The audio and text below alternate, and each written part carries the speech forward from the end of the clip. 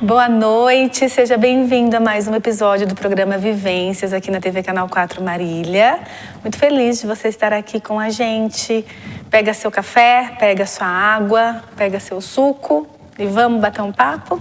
Vamos conversar, vamos refletir, vamos, assim, construir conhecimento juntos. Muito bom ter você aqui comigo, viu? Antes de eu apresentar a nossa convidada de hoje e o tema da nossa discussão, eu quero mostrar as minhas parceiras, né? Quem me veste todas as quintas-feiras para estar aqui no programa, que é a Boutique Fases da Lu, a boutique que me veste. Então ela me vestiu com esse look muito lindo hoje. Tem esse look e outros looks muito lindos lá na boutique. Fica ali na João Patrocínio de Araújo 297, no Paraty. E se você quiser seguir nas redes sociais, é @Boutique Fases da Lua. Eu sei que a Edna está começando aí alguns lançamentos novos, então fique de olho no Instagram, fique de olho nas redes sociais, que vocês vão saber, assim, em primeira mão, todas as novidades que ela tem, viu? Muito obrigada, meninas, por estarem sempre aqui comigo. Gente, quero falar... Como sempre, eu sempre falo, quero falar um assunto super importante, mas todo assunto é super importante, né? Mas um assunto que ele permeia, sabe, os nossos lugares, né? O tema da nossa reflexão hoje é depressão sorridente. Você já ouviu esse tema? Esse não é um conceito científico, é um conceito do senso comum. E a gente vai explicar um pouquinho para vocês o que significa esse tema, o que significa... Gente, o que é uma depressão sorridente? Mas depressão não é tristeza? Depressão é tristeza? Como funciona isso? E para a gente conversar sobre esse tema, eu quero apresentar uma convidada amiga minha, uma profissional, assim, excepcional, e que eu tenho a honra e o prazer dela estar aqui no programa Vivências, depois de algumas insistências. Ela está aqui. É a Ilkari Brabo, ela é psicóloga clínica e pedagoga, especialista em terapia cognitivo-comportamental, atua mais especificamente com a terapia de aceitação e compromisso, depois eu vou pedir para ela explicar o que é a ACT para vocês. Realiza atendimentos online para jovens e adultos. O seu trabalho é voltado principalmente para as pessoas que enfrentam ansiedade, estresse, dificuldades na regulação emocional e desafios nos relacionamentos, ajudando seus pacientes a desenvolverem flexibilidade psicológica e a construírem uma vida mais significativa e alinhada aos seus valores. Ilka, para os íntimos, seja muito bem-vinda ao programa Vivências. Ana, é um prazer imenso. Muito feliz de estar aqui com você. Obrigada. É um privilégio para mim, porque a sua vida sempre esteve, de alguma forma, a gente se cruzou, né? Já faz muitos anos que eu tenho o privilégio de conhecer a Ana, né? Muito mesmo antes dela se tornar essa profissional maravilhosa que ela é. Obrigada, Ilka. Então, eu te agradeço por essa oportunidade, Obrigada. que eu possa aqui, de alguma forma, contribuir, né, nessa nossa conversa, para aqueles que estão ali em casa, nesse momento de aconchego, que você possa também desfrutar desse tempo com a gente. É isso mesmo. Muito obrigada, Ilka. E a gente vai falar sobre depressão sorridente, né? Antes da gente começar esse bate-papo, gente, eu separei 2 vídeos. Vou dar até o spoiler que tem outro vídeo, tá? Então, eu separei 2 vídeos para a gente assistir junto, refletir, se deixar impactar. E a gente vai conversar um pouquinho sobre isso. Eu vou pedir para os meninos colocarem o primeiro vídeo, que ele vai ilustrar um pouquinho do que a gente está falando. E dessa vez foi a primeira vez que eu pedi ajuda. Que meu emocional foi pro zero, que eu não tinha mais força para me erguer sozinho. E meu treinador, os meus companheiros, a minha família foram importantes demais nesse momento por me ajudar a me reerguer. Então eu agradeço a todos, porque se não fosse eles, eu acho que eu não tinha força para voltar. Mas fala mais dessa ajuda, qual foi esse tipo de ajuda? Foi ajuda psicológica mesmo. No Real Madrid, eu comecei a ter problemas que eu não tinha antes. Quando talvez eu não ganhava tão bem, quando talvez eu não era tão conhecido, que é a parte emocional, mental. E ali, talvez foi meu maior momento de dificuldade, quem que pode me ajudar? Pô, tá doido? Ninguém pode me ajudar. Lá no América Mineiro não tinha nem comida às vezes, não tinha café da manhã, eu treinava, passava por cima de tudo. Agora que eu tô aqui no Real Madrid, ganho bem, sou conhecido, tenho carro, casa, tudo perfeito e tal, eu preciso de ajuda. Mas falei, beleza, vou escutar, que era um psicólogo do esporte. E a partir daí eu fiz a primeira sessão e me deu um conforto que eu não tinha há muito tempo. E eu tive uma abertura, eu me abri realmente para aquilo. Eu falei, opa, pode ser uma coisa que eu estava mesmo precisando, que vai me ajudar. Mas eu era cheio de preconceito, cheio de dificuldade para aceitar que alguém pudesse me ajudar, de certa forma. E a partir daí, dessa primeira vez que eu trabalhei com ele, eu falei, beleza, eu vou fazer mais uma semana para ver o que dá, já me deu aqui. E a partir daí eu comecei falei, não, quero isso toda semana. Pois é, gente. Olha que interessante, né? A gente tem aí duas pessoas, né, do futebol, pessoas que estão num momento da vida que todos nós julgamos, e eu acho que são fatos mesmo, que conquistaram sua carreira, seu sucesso, né? Estão, assim, desfrutando do que muita gente acha que é a felicidade, dinheiro, status, casa, carro e tudo mais. E muitas vezes olharam para dentro de si e perceberam que, apesar de se mostrarem tão bem-sucedidos, né, com tantos resultados, tinham questões importantes dentro deles que talvez faziam ali parar, traziam sofrimento. E é isso que a gente fala um pouco sobre, né, Ilka? De depressão sorridente, se a gente pode pegar esse pano de fundo. Sim, eu gosto de pensar ali na fala do Neymar, que ele fala que foi a primeira vez que ele foi pedir ajuda. E olha em que momento da vida dele, Sim. né? Então isso me faz também refletir que talvez haja outros momentos, né? Foi a primeira vez que ele solicitou, mas talvez em outros momentos ele sentiu ali a dificuldade interna, que está dentro, que está contido, que não está visível, mas que está acontecendo ali um sofrimento. Exatamente. Que muitas vezes ele não é externalizado, mas isso não significa que não está acontecendo. E muitas vezes eles podem até, né, se a gente olhar para o Neymar, por exemplo, o outro jogador, gente, desculpa, eu não lembro o nome dele, mas também é um jogador de sucesso.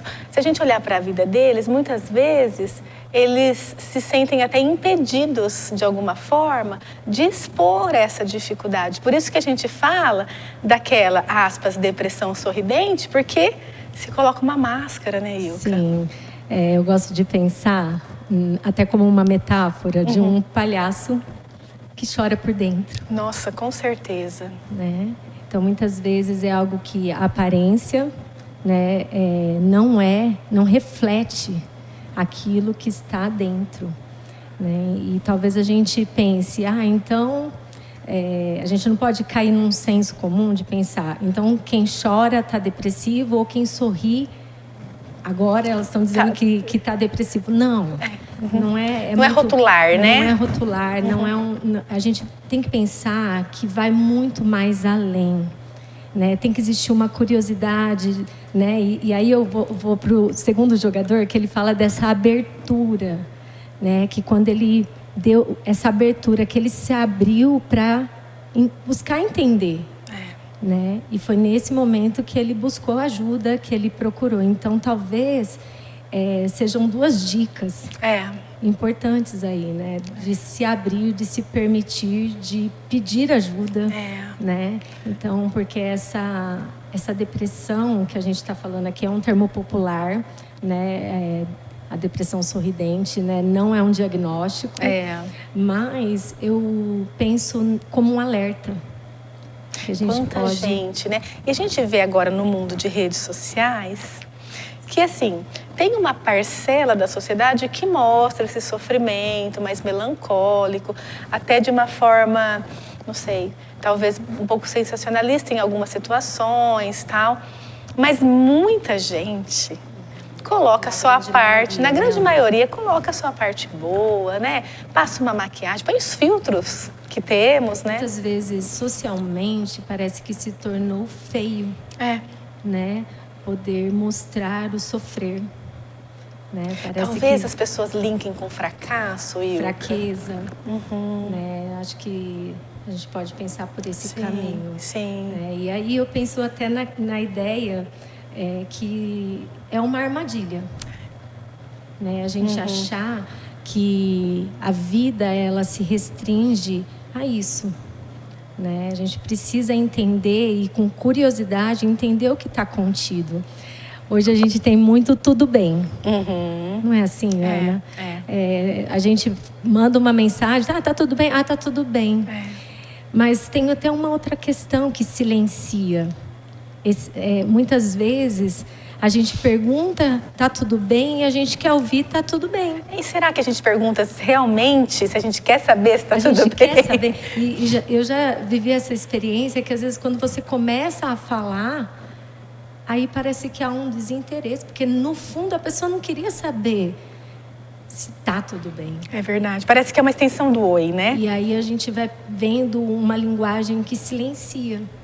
O quanto talvez por essa busca, né, de uma sociedade que busca um desempenho, um glamour, né, uma fama, um sucesso, metas. Você tem que atingir, você tem que, né, sempre... E metas são finitas, né? Aí a gente não está falando de valores, né? Metas não são valores.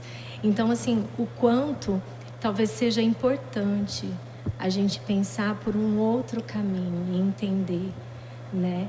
O quanto olhar, se abrir para essas possibilidades de entender o que de fato está acontecendo, entender não somente a si, mas também ao outro. E é tão interessante que são dois jogadores que falaram. Um fala sobre eu cheguei numa situação que eu precisei buscar ajuda. E o outro fala, eu aceitei, né? Eu quis fazer, né? Eu me desafiei a uma ajuda. Né? E ele usa também o termo de aceitação, né? Eu aceitei essa ajuda, né? E aí vem um pouco do que a gente falou dos seus norteadores de atendimento, que é a terapia de aceitação e compromisso, que também tem um pano de fundo nessa curiosidade toda, né? Sim, e aceitar, Ana, é muito importante a gente pensar dentro da terapia, né? Não é resignação.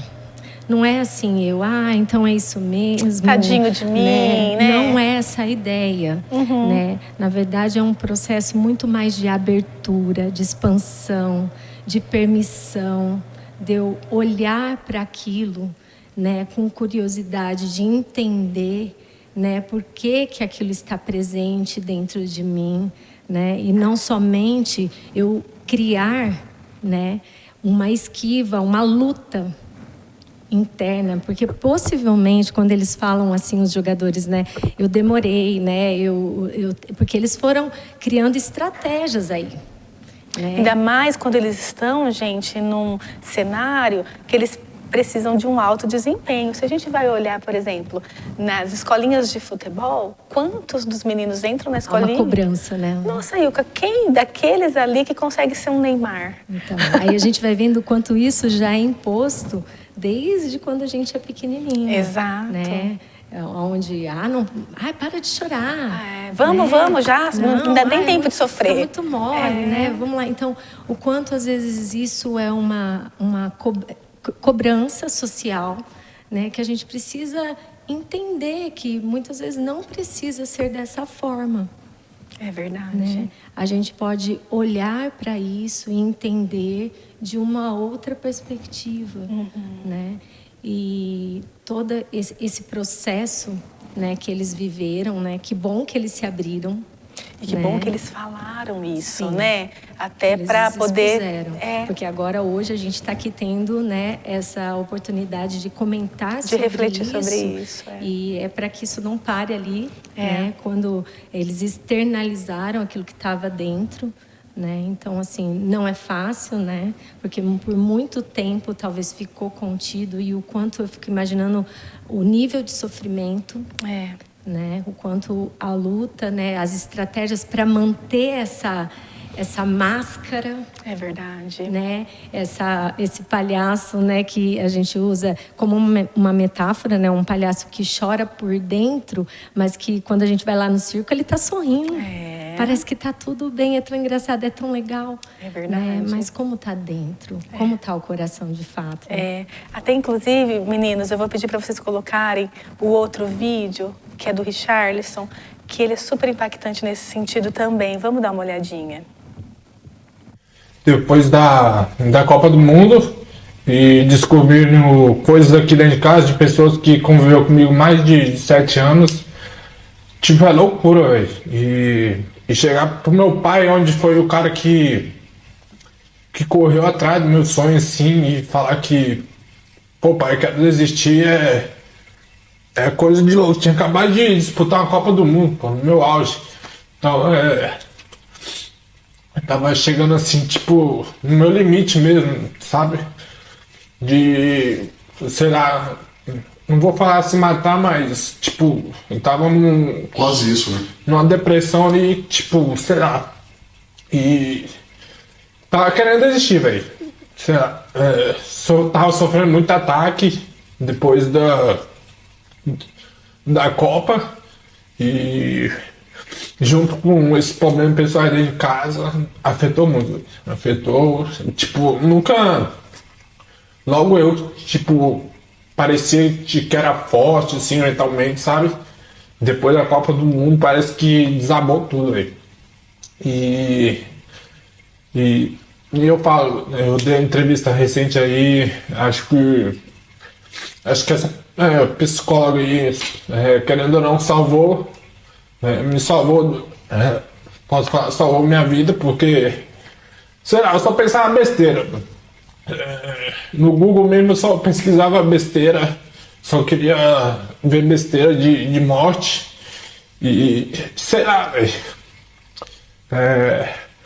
E hoje eu posso falar, procura um psicólogo, você que tá precisando de um psicólogo, procura, porque é legal, você se abrir assim, você tá conversando com a pessoa. Hoje a professora veio me agradecer por estar levando isso pro mundo, né, do futebol, pro mundo extracampo também, porque é muito importante.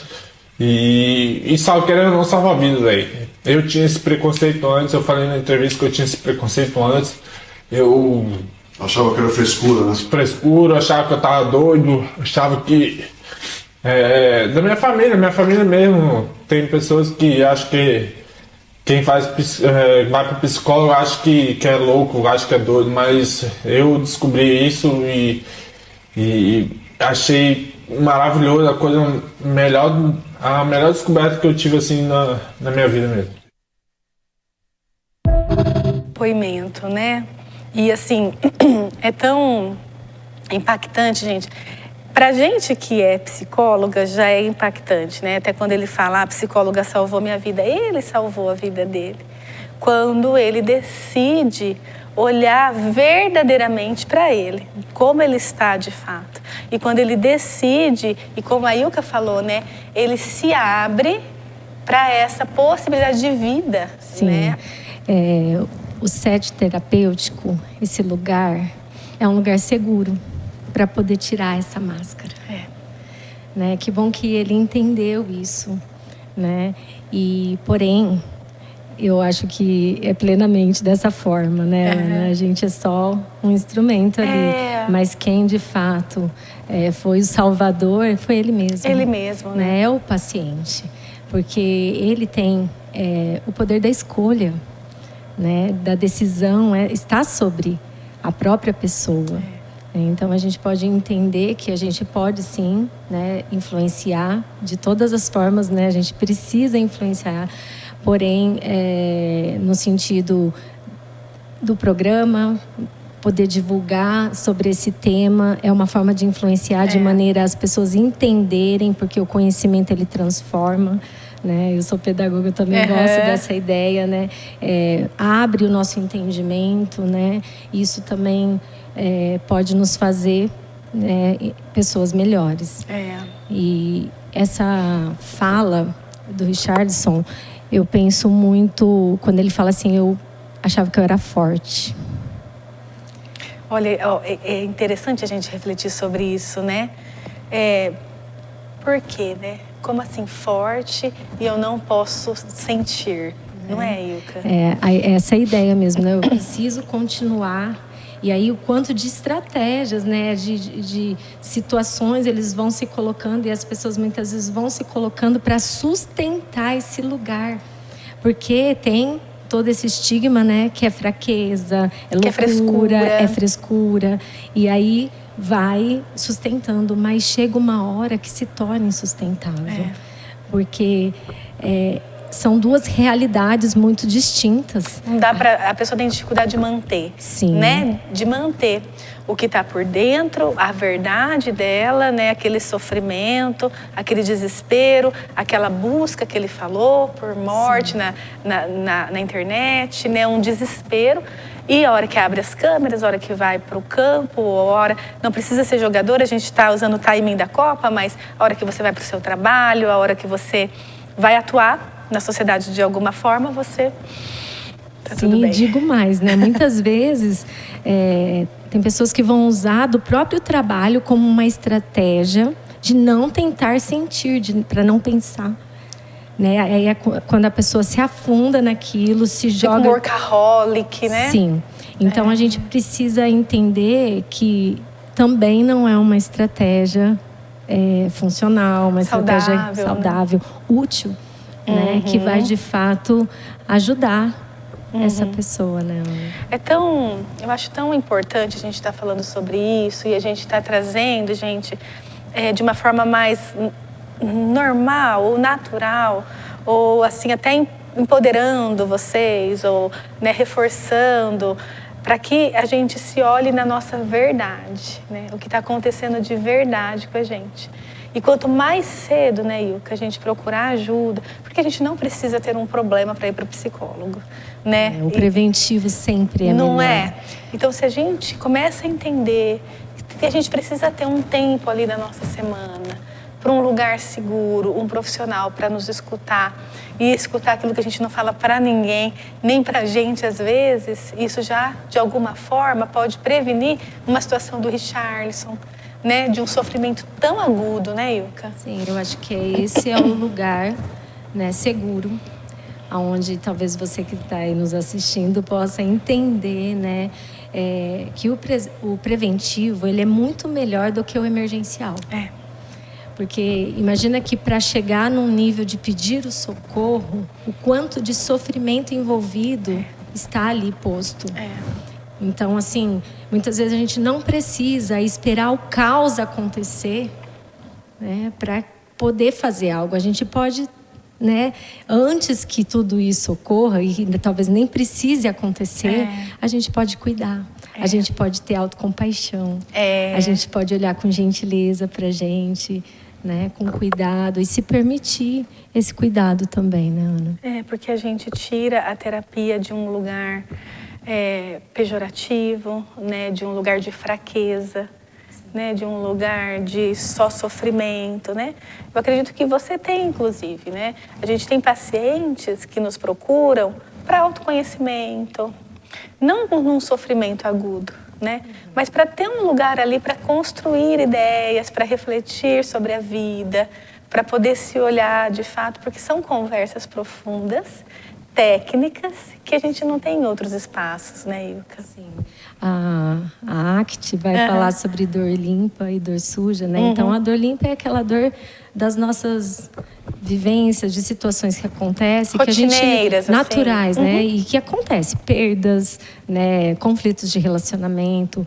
Mas a grande questão, o sofrimento, ele vai se tornando intenso quando a chave muda. Ele se torna sujo quando a gente passa a não mais ver isso só pelo externo. A gente vai interiorizando e criando processos internos a partir dessa dor que seria tão natural, né? Por exemplo, eu tô chateado, eu perdi um emprego, né? Mas eu começo a vivenciar processos internos do tipo, eu não sou tão capaz. Vem né? dessa situação e acaba enraizando. E aí, essa dor é uma dor, a gente chama de dor suja, porque ela vai sendo transformada dentro, né? É um processo que ultrapassa, né?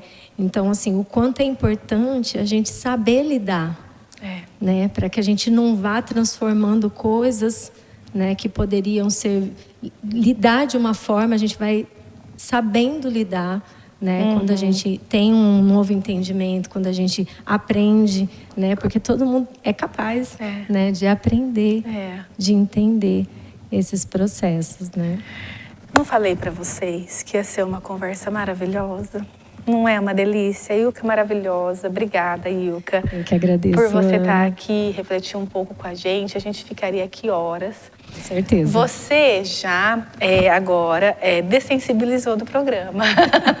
Gente, ela dessensibilizou. Então, ela já viu que, olha, é um bate-papo gostoso, né? Uma salinha da nossa casa. Então, eu quero que você venha mais vezes. Até mesmo para falar mais sobre a ACT, sobre valores, Ilka. Sabe? Porque eu acho que as pessoas, elas... Você é mais conhecedora da ACT.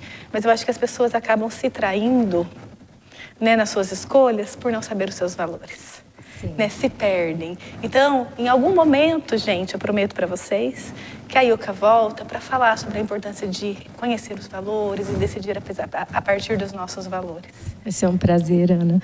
Foi muito bom. Obrigada. Com certeza eu vou dessensibilizando. Não sou muito das câmeras, né, desse lugar, mas foi um prazer. A sua companhia, esse lugar aconchegante. Obrigada. E mais do que tudo, poder contribuir, né, para essa profissão que a gente tanto ama e trabalha com ela, né, que é a psicologia, ajudando as pessoas, né, a superarem os tantos desafios. E sim, com certeza, se você me chamar, eu volto. Obrigada, Ilka. Sim, para você deixar só uma provocação para as pessoas, o que você deixaria de mensagem final para as pessoas? Olha, você que está aí nos assistindo, que talvez se identificou com esse tema, né? Talvez você se sinta exatamente com essa máscara, né? Que por fora parece estar tudo bem, mas por dentro há realmente um sofrimento. Você está lutando e não sabe mais. Talvez você se sinta exatamente como a metáfora do buraco. Eu estou num buraco, não sei como sair. E você está ali com a pá, né, lutando com as suas emoções, com os seus pensamentos. Mas parece que quanto mais você cava, mais fundo você vai. Eu quero te convidar a você soltar a pá no dia de hoje e não ter medo de pedir ajuda, de procurar esse lugar seguro para que você possa, de fato, tirar a sua máscara, ser acolhido com muita compaixão por você, né, que está aqui me ouvindo. Muito obrigada, viu, Ilka? Obrigada mesmo. Gente, obrigada por estarem conosco. Reflitam, assistam mais vezes e eu espero que você decida em ter uma vida significativa, como a Ilka trabalha, e uma vida que vale a pena. Um grande beijo para você e a gente se vê no próximo episódio do programa Vivências. Até mais.